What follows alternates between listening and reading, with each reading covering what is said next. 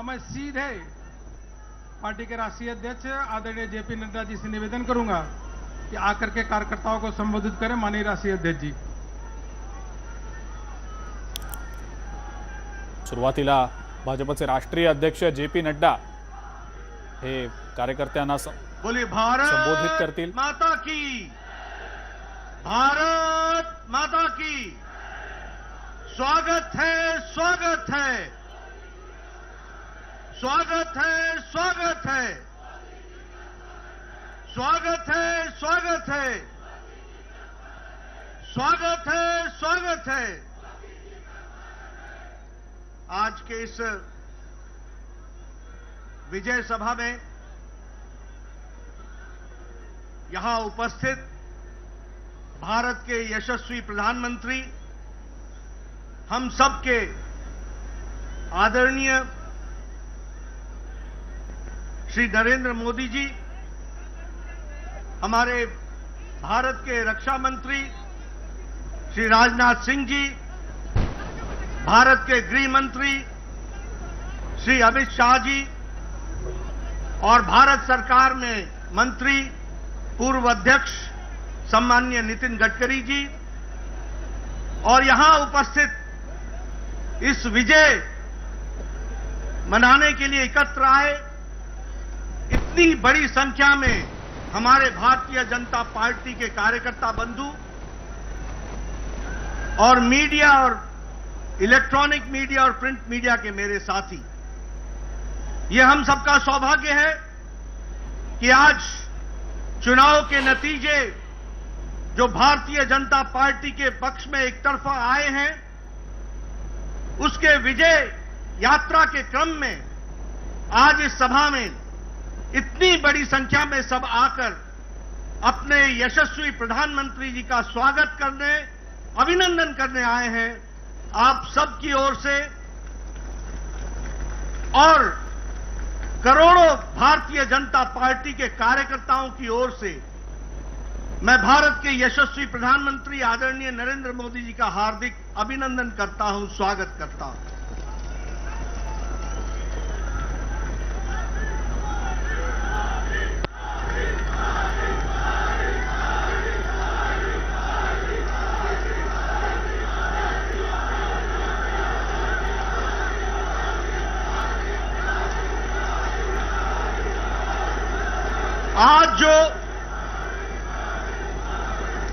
आज जो नतीजे आए हैं, जिसमें हमें एक तरफा भारत की जनता का, 4 राज्यों का जो आशीर्वाद मिला है, ये आशीर्वाद में जो योगदान भारत की जनता ने किया है, वो इस बात को बताता है कि आदरणीय यशस्वी प्रधानमंत्री मोदी जी के द्वारा चलाए गए कार्यक्रम, उनके द्वारा प्रतिपादित किए गए नीतियां, इस नीति को, इन नीतियों को फिर से देश की जनता ने चुनाव में जीत हासिल करा करके मुहर लगाई है। इस बात के लिए मैं मतदाताओं का अपनी ओर से हार्दिक धन्यवाद देता हूं और साथ ही साथ प्रधानमंत्री मोदी जी का अभिनंदन करता हूं कि उनके नेतृत्व में एक बार फिर से एनडीए, एक बार फिर से भारतीय जनता पार्टी को प्रचंड जीत हासिल हुई है और लोगों ने उनकी नीतियां और उनके कार्यक्रम को मुहर लगाई है। इसके लिए मैं पुनः उनको बधाई भी देता हूं, धन्यवाद भी देता हूं और आप सबकी ओर से, करोड़ों कार्यकर्ताओं की ओर से और मतदाताओं की ओर से उनका हार्दिक अभिनंदन करता हूं, स्वागत करता हूं। मित्रों, जो नतीजे आज आए हैं वो इस बात को बताते हैं कि ये नतीजे बहुत तरीके से पहली बार राजनीति के दृष्टि से कुछ इंगित करते हैं, कुछ दिशा देते हैं, कुछ जिसे हम कहते हैं कि रास्ता बताते हैं कि भारत की राजनीति मोदी जी के नेतृत्व में किस प्रकार से आगे बढ़ रही है। अगर हम उत्तर प्रदेश की बात करें तो यह पहला मौका है कि 4 बार लगातार मोदी जी को उत्तर प्रदेश की जनता ने लगातार आशीर्वाद दिया है।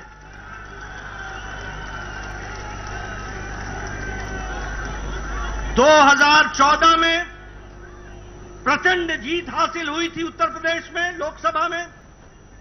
2017 में प्रचंड आशीर्वाद उत्तर प्रदेश की जनता ने दिया था और हमारी सरकार बनाई थी।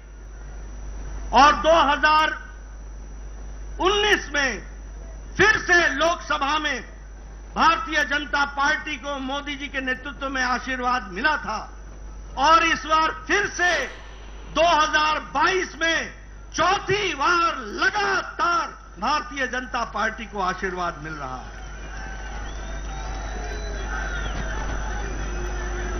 यह पहली बार 37 साल बाद हो रहा है कि उत्तर प्रदेश में लगातार कोई पार्टी की सरकार दोबारा आई है।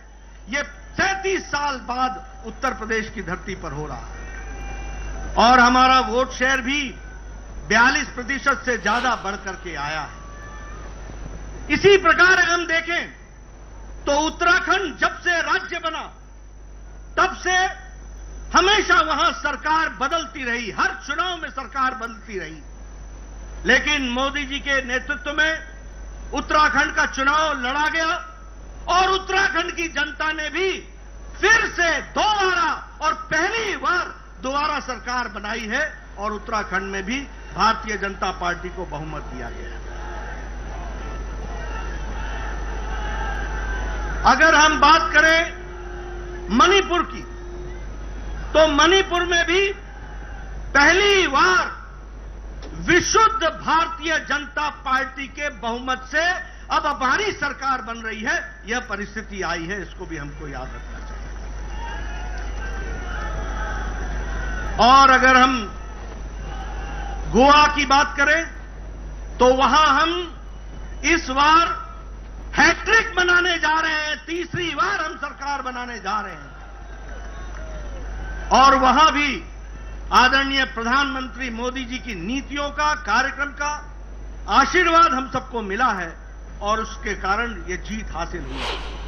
मित्रों, जहां हम आज 4 राज्यों में सरकार बनाने के लिए अपने बहुमत के साथ खड़े हैं, वहीं कल के नतीजे जो असम के म्युनिसिपल बोर्ड के आए, कॉरपोरेशन के, आपको जानकर खुशी होगी कि 80 म्युनिसिपल कॉरपोरेशन में 77 में भारतीय जनता पार्टी ने जीत हासिल की और आज वहां भी एक बाई इलेक्शन था मंझोली का, वह भी सीट प्रचंड मार्जिन के साथ भारतीय जनता पार्टी ने जीती है। इसलिए जिसे हम कहते हैं कि हमारी जनता ने मोदी जी को भरपूर आशीर्वाद दिया, एक तरफा आशीर्वाद दिया है और उनकी नीतियों के, उनके कार्यक्रमों को फिर से एक बार मुहर लगाई है। इस बात के लिए हम सबको बहुत बहुत मोदी जी का धन्यवाद देते हैं। मित्रों,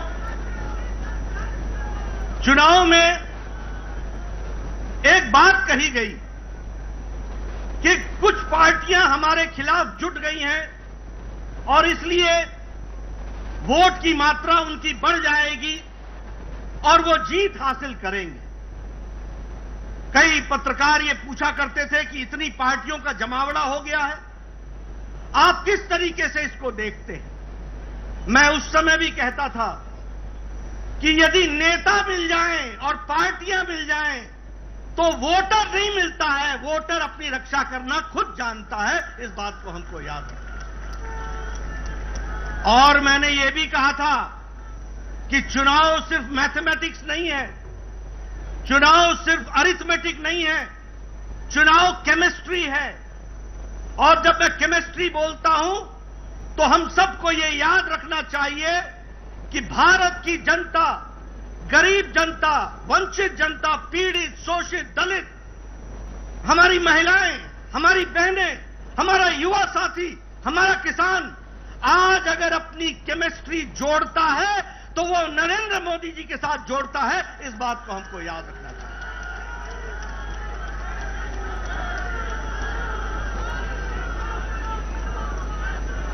ये रसायन शास्त्र का मोदी जी की गरीबों के प्रति, जो वंचित थे, पीड़ित थे, शोषित थे, समाज के अंतिम पायदान पर खड़े थे, उनको सशक्तिकरण देने का काम मोदी जी ने किया, प्रधानमंत्री जी ने किया। और इसलिए रसायन शास्त्र का गरीब व्यक्ति को, जो वंचित था, उसको रस मिलता है तो वो आदरणीय प्रधानमंत्री जी की नीतियों से मिलता है, कार्यक्रमों से मिलता है। इसको हमको याद रखना चाहिए। मित्रों, जब हम गांव, गरीब, वंचित, पीड़ित, शोषित, दलित इनकी बात करते हैं तो हम साथ में यह भी कहते हैं कि चाहे उजाला हो, उज्ज्वला हो, सौभाग्य हो, आयुष्मान हो, प्रधानमंत्री गरीब कल्याण अन्न योजना हो, प्रधानमंत्री किसान सम्मान निधि हो, ये सारे के सारे कार्यक्रम साधारण व्यक्ति का सशक्तिकरण करते हैं। और वो साधारण व्यक्ति जब चुनाव आता है तो अपना कीमती मत को संभाल कर रखता है और मोदी जी के नाम पर वो कमल के निशान पर बटन दबाता है। आदरणीय प्रधानमंत्री जी ने भारत की राजनीति की संस्कृति बदली है।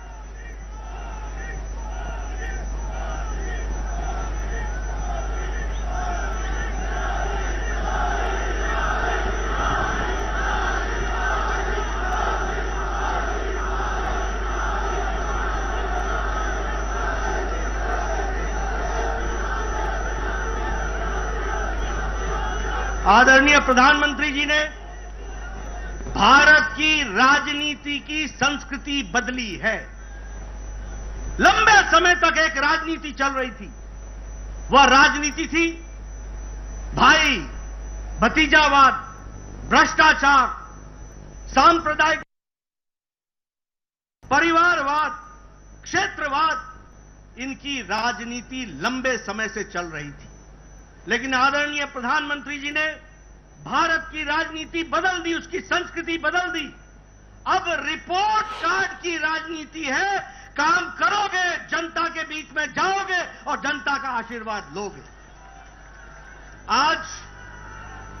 आज विकास की राजनीति है, आज सशक्तिकरण की राजनीति है, आज महिला सशक्तिकरण की राजनीति है, आज युवा सशक्तिकरण की राजनीति है, आज किसानों के सशक्तिकरण की राजनीति है। आज जो व्यक्ति समाज के अंतिम पायदान पर खड़ा था, जिसको कोई पूछता नहीं था, वोट का आधार मानता था, वोट बैंक पॉलिटिक्स करता था, उसको मुख्य धारा में लाने का काम और सशक्तिकरण का काम किया है तो आदरणीय प्रधानमंत्री जी ने किया है, उनकी नीतियों ने किया है। मित्रों, जब मैं उत्तर प्रदेश की बात करता हूं तो हम जानते हैं 5 साल पहले वहां भय का वातावरण था, भ्रष्टाचार था, माफिया राज था, गुंडागर्दी थी, आतंकवादी दंडनाते थे, उनको नेताओं का संरक्षण मिलता था। लेकिन योगी जी ने लॉ एंड ऑर्डर को कंट्रोल करके वहां पर भय मुक्त समाज और भय मुक्त प्रदेश बनाने का काम किया तो आदरणीय योगी जी ने किया। और उत्तर प्रदेश की जनता ने भरपूर आशीर्वाद दिया। अभी मैं नतीजे देख रहा था, हम 2/3 बहुमत की तरफ बढ़ रहे हैं। यह परिस्थिति आकर के खड़ी हुई है। जो माफिया राज दंडनाते थे वो आज जेलों में बंद है। जो लोग भय का वातावरण बनाते थे वो आज खुद भयभीत हैं। यह परिस्थिति आज योगी जी ने की है, इसका भी हम सबको ध्यान रखना चाहिए और उनका भी हम धन्यवाद करें। अगर हम मणिपुर की बात करें, प्रधानमंत्री जी ने नॉर्थ ईस्ट का ये पहले प्रधानमंत्री हैं जिन्होंने एक्ट ईस्ट पॉलिसी, पूर्व की ओर देखो और काम करो, पूर्व को संभालो और मुख्य धारा में शामिल करो। 50 बार आदरणीय प्रधानमंत्री जी नॉर्थ ईस्ट में आपका प्रवास हुआ है और आपने उनके दर्द को समझा है और उनको राहत दिलाई है और मुख्य धारा में उनको लाए हैं। यही नॉर्थ ईस्ट बंद ब्लॉकेड के लिए जाना जाता था, आज शांति और विकास के लिए जाना जाता है और मणिपुर में भी पहली बार विशुद्ध भारतीय जनता पार्टी की सरकार बनी है। अगर हम बात करें उत्तराखंड की तो यह भी हम दोबारा जीत करके आ रहे हैं, पहली बार मौका मिला और यहां भी विकास हर दृष्टि से हो रहा है। और जो मोदी जी ने कहा कि उत्तराखंड अगले दशक उत्तराखंड का होगा, इसको उत्तराखंड की जनता ने अपनाया है, समझा है, जाना है और भारतीय जनता पार्टी को मुहर लगाई है। मित्रों, अगर ये हम सब लोग यहां बैठे हैं बिना मास्क के और नजदीक बैठे हैं, ये संभव अगर हुआ है तो आदरणीय प्रधानमंत्री जी के अथक प्रयास से हुआ है। जो 180 करोड़ लोगों को वैक्सीनेशन देकर डबल डोज उनको तैयार किया है। जब पाश्चात्य देश मुसीबत में अपने आप को पाते हैं तो 130 करोड़ का देश मोदी जी के नेतृत्व में सुरक्षित दिखता है। इस बात को भी हमको याद रखना चाहिए। आर्थिक स्थिति में जो विकास हुआ है कोरोना के पश्चात, आज भारत की आर्थिक स्थिति जिसको दुनिया के मान रही है कि एक फास्टेस्ट ग्रोइंग इकोनॉमी के तरीके से आगे बढ़ रहा है, यह भी दूरदृष्टि बताती है हमारे आदरणीय प्रधानमंत्री। आज हम सब लोग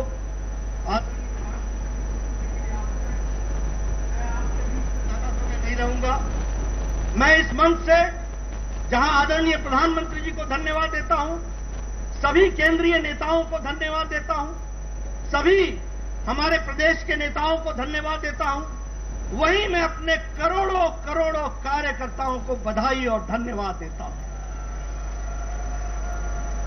कार्यकर्ताओं ने जमीन पर जाकर अथक प्रयास किया। क्या नेता, क्या कार्यकर्ता, क्या विस्तारक, क्या हमारे प्रवासी कार्यकर्ता, सबने अपना पूरी ताकत लगाई और आपकी जमीन पर मेहनत रंग लाई और मोदी जी की नीतियों को वोट में परिवर्तित करने में आपने अपना योगदान दिया। मैं आप सबको भी इसके लिए बधाई देता हूं और धन्यवाद देता हूं। इसी तरीके से हम लोगों ने आगे बढ़ना है और 2024 में भी इससे और आगे बढ़ करके जाना है और आप सब कार्यकर्ताओं ने अथक प्रयास अपना जारी रखना है, ऐसा मैं आपसे निवेदन करना चाहता हूं। आपके राष्ट्रभक्ति को मैं सलाम करता हूं। आपके राष्ट्रभक्ति के साथ, पार्टी के साथ खड़े होकर के कार्य को करने की मैं साधुवाद देता हूं और इसी प्रकार से हम सब लोगों ने आगे बढ़ना है और भारत को मोदी जी के नेतृत्व में यशस्वी बनाना है। इस काम को, इस लक्ष्य को लेकर हम चलेंगे। इन्हीं शब्दों के साथ बहुत बहुत धन्यवाद। आप सब लोगों ने मेरी बात।